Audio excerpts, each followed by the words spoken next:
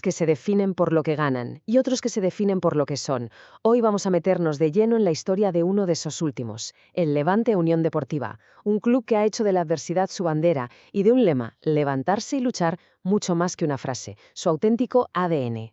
Para empezar a entender al Levante, lo primero es lo primero. Hay que saber por qué les llaman granotas, o sea, ranas. Y no, no es ninguna tontería. Nació porque uno de los clubes que lo fundaron, el Gimnástico, jugaba pegado al río Turia, una zona, pues eso, llena de ranas. Lo que podría ser una simple anécdota se convirtió en el símbolo perfecto de su identidad, la capacidad de saltar siempre hacia adelante, sin importar el tamaño del obstáculo. Y esa es, en realidad, la gran pregunta que vamos a intentar responder. ¿De dónde sale esa capacidad de resistencia, esa terquedad para seguir adelante? Bueno, para encontrar la respuesta, tenemos que irnos a uno de los momentos más complicados y oscuros de la historia de España. Porque la historia del Levante de hoy no es la típica historia, no empieza con una fundación, sino con dos. Y sobre todo nace literalmente de las cenizas de la guerra civil, de la unión de dos equipos que eran rivales y que de repente se vieron obligados a entenderse para simplemente poder sobrevivir. Fijaos en esta tabla porque resume perfectamente la tragedia y a la vez la solución. Por un lado, el Levante FC tenía equipo, tenía jugadores, pero su campo estaba destrozado. Por otro, el Gimnástico FC conservaba su estadio, el mítico Vallejo, pero había perdido a casi todos sus futbolistas en el frente. O sea, uno tenía justo lo que al otro le faltaba. La decisión era dramática, pero inevitable. O se unían o los dos desaparecían para siempre. Y así, el 6 de agosto de 1939, nace esta nueva entidad. Se quedaron con el campo del Gimnástico, el de Vallejo, y también con sus colores, el azulgrana.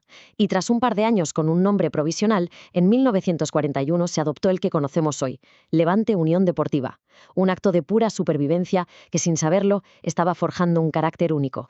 Pero ojo, que antes de toda esta historia de fusión, el Levante ya había dado un golpe sobre la mesa. En plena guerra, en 1937, ganó la Copa de la España Libre, nada menos que ganando al Valencia en la final, un título que fue ignorado, borrado de la historia durante 86 años, hasta que por fin, en 2023, la Federación le dio el reconocimiento oficial que tanto merecía.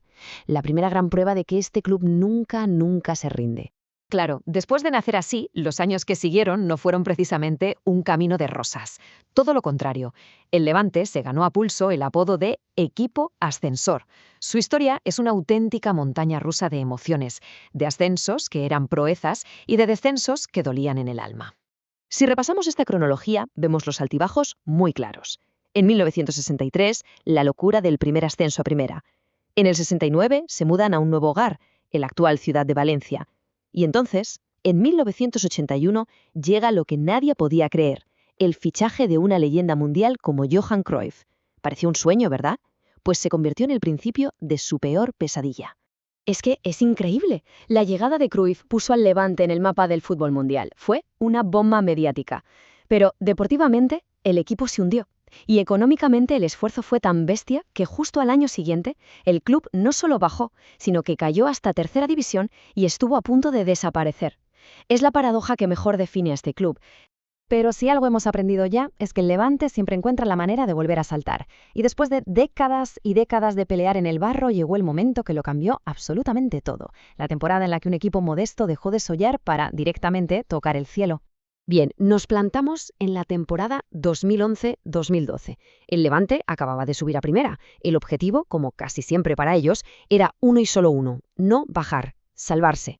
Y para conseguirlo partían con esto: uno de los presupuestos más bajos, más humildes de toda la categoría. Nadie, pero absolutamente nadie, esperaba nada de ellos. La típica historia del equipo que va a sufrir hasta el final. Pero ya sabemos que este es el Levante. Y aquí la lógica no siempre funciona. El equipo, con Juan Ignacio Martínez en el banquillo, empieza a ganar, y a ganar, y a ganar, incluyendo una victoria para la historia contra el Real Madrid. La cosa se estaba poniendo seria. Y entonces llega la jornada 9. El Levante gana 0-3 en el campo del Villarreal. Y pasa lo imposible, lo impensable. Por primera vez en sus más de 100 años de historia, el Levante Unión Deportiva se pone líder en solitario de la primera división, un momento que de verdad paralizó el fútbol español. Y lo mejor es que aquello no fue un espejismo de una semana. Ese equipo, el Eurolevante, aguantó el tirón. Terminó la temporada sexto, que sigue siendo su mejor clasificación histórica. Se metió por primera vez en competición europea, en la Europa League, y encima llegó hasta octavos de final. Había nacido una leyenda. Claro, una historia de resistencia como esta no se escribe sola, la escriben personas, jugadores, que han entendido a la perfección lo que significa llevar esta camiseta, lo que significa ser un granota. Y si hay que ponerle un nombre y una cara a ese espíritu, hoy en día es él, José Luis Morales, el comandante.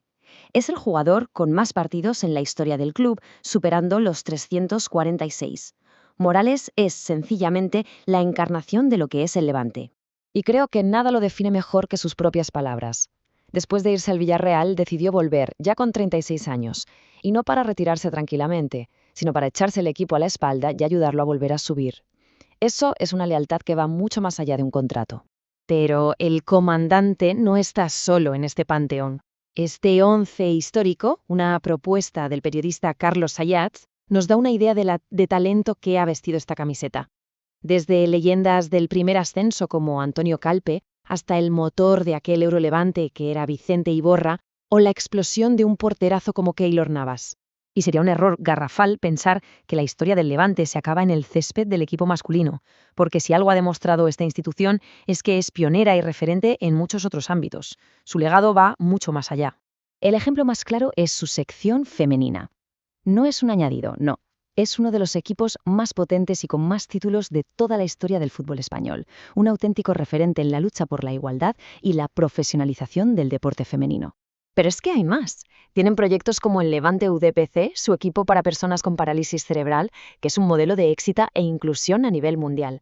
Todo esto demuestra que la identidad de este club se construye todos los días, dentro y fuera del campo. Así que, al final, la conclusión es bastante clara, ¿no?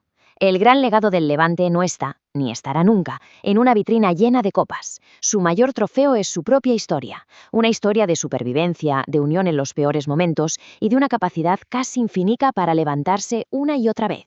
Y esto nos deja con una última reflexión para cerrar. En un fútbol moderno que parece dominado solo por el dinero y los superclubes, ¿no es precisamente esa capacidad de resistir, de seguir luchando y de representar a tu gente el trofeo más valioso de todos? Quizás esa sea la verdadera y gran victoria del Levante.